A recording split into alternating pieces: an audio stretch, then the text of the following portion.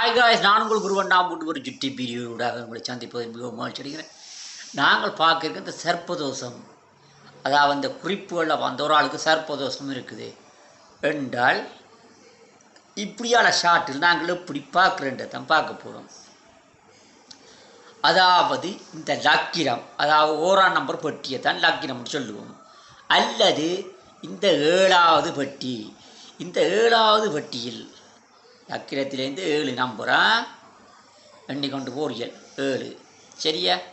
அந்த 7வது பெட்டியில் ராகு அல்லது கேது அப்படி இருப்பார் என்றால் அந்த குறிப்பில் சர்ப்பதோஷம் இருக்கிறது.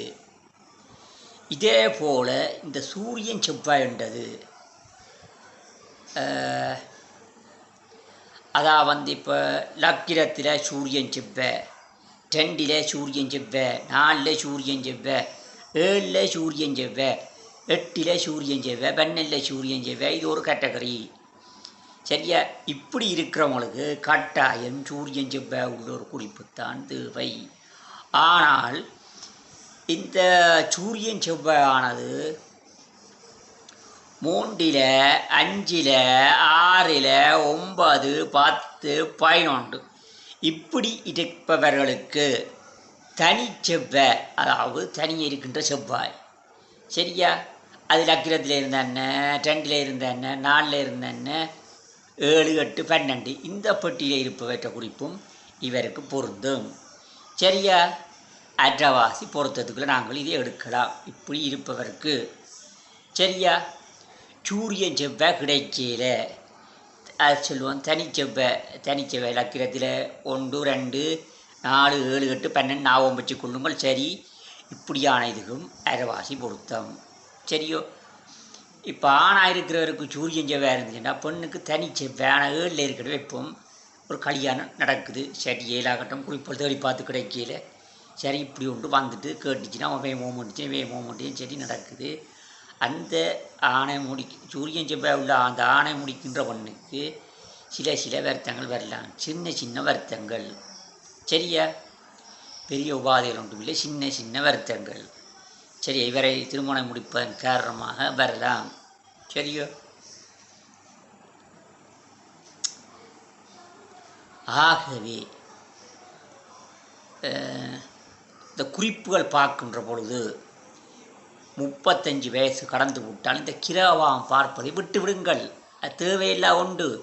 நான் அந்த கிராவாம் இருக்கிறதான் பார்க்க போகிறேன். ஏற்கனவே இந்த சூரியன் செவ்வாய் ஒரு பிரச்சனை, இதுக்கு சர்ப்போசம்னு சொல்லப்படுற 2 பிரச்சனை, இந்த 2ம் ஒரே ஷாட்டில் இருந்தால் அது பெரிய ஒரு கர்மம். இப்படியான்னு சொல்லி இருந்தால் அந்த ஆணுக்கோ பெண்ணுக்கோ கல்யாணம் நடக்க போவதில்லை.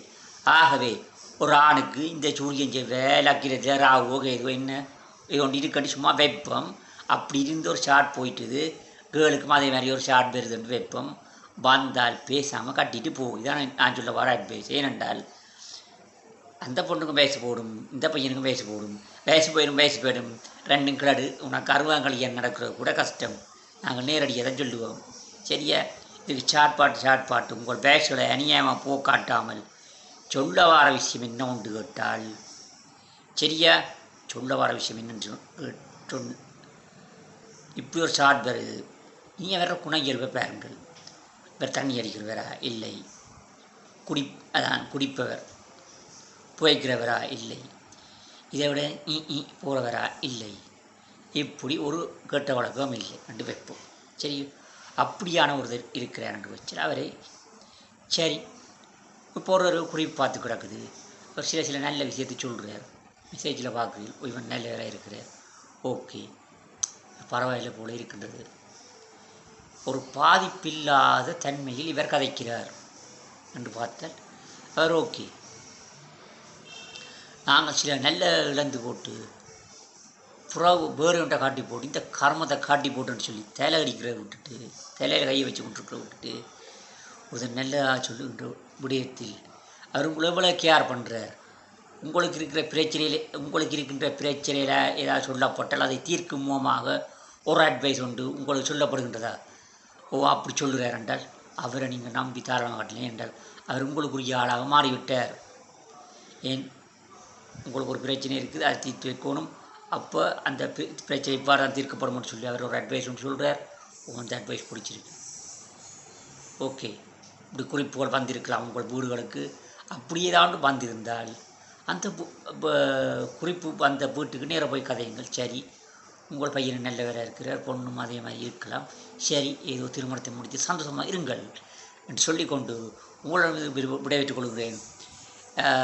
என்ற இந்த ஜால்ராட்சிய கதை நான் இப்போ வந்து கொஞ்சம் பிஸியாக இருக்கிறோடைய உங்களுக்கு சொல்ல முடியலை. அந்த வீடியோ கட்டாயம் பேரும் குருவண்ணன் சொல்லி கொண்டு போவார் என்றால் நானும் கொஞ்சம் கடைசி வீடியோ எங்கே விட்டான்னு சொல்லி நானும் பார்க்கணும். புலையாக இந்த கதையை நான் சொல்ல முடியும். ஏனென்றால் இந்த கதை சொல்பவரையும் வீடியோவில் பார்த்து கொண்டிருப்பார்கள். அதே நேரம் இந்த கதை சரியாக போகணும், கிட்டத்தட்ட சரியாக போகிறதா, பெரிய அளவில் சரியாக போகாட்டிலும் இந்த விடயங்கள் ஓரளவுக்கு நடந்திருக்குது. இப்போ அரசர் சார் குடும்பத்துக்கு தெரியுமோ இந்த விஷயம் நடந்திருக்குது.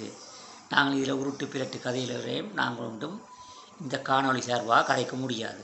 ஆகவே மீண்டும் ஒரு நல்ல யூடியூப் வீடியோவுடன் எனக்கு நேரம் இருக்க நேரத்தில் போடுறேன். சில நல்ல விஷயங்கள் அறியுங்கோ. நல்ல விஷயம் அறிகிற வந்து நீங்கள் நெட் வந்து நிறைய முடியுதுன்னு சொல்லி பாராங்கோ. உங்களுக்கு நல்ல நடக்கணும் என்றால் நெட் போனால் பரவாயில்லை, ஒரே ஒரு கதை போப்போன்னு சொல்லி கொண்டு உங்களிடம் இந்த விட வெற்றிக்கொள்ளும். நான் உங்கள் குருவண்ணன். உங்களுக்கு இந்த மருத்துவம் சார்ந்த வீடியோ நான் போடணும்னு சொன்னேன். நான் ஒரு மருத்துவ சார்ந்த வீடியோ உங்களுக்கு தேவை. அதான் வந்து இதுகளை வந்து ஒரு கிராஜுவேஷன் எக்ஸாமில் கேட்பாங்களா, அல்லாட்டல் இப்போ நடக்கிற ஏதாவது எக்ஸாமில் கேட்பாங்களா, ரைட். இந்த வருத்தம் கட்டாயம் ஞாபகப்படுத்தி வச்சிருக்கணும். இந்த லைஃப்பில் ஞாபகப்படுத்தி வச்சுக்கொள்ள வேண்டிய வருத்தங்கள் சில இருக்கின்றன. அவைகளை நீங்கள் ஞாபகப்படுத்தணும். சரி, இப்போ நான் நேரம் போய்விட்டது. Bye guys. மீண்டும் ஒரு யூடியூப் உங்களுக்கு குருவண்ணன்.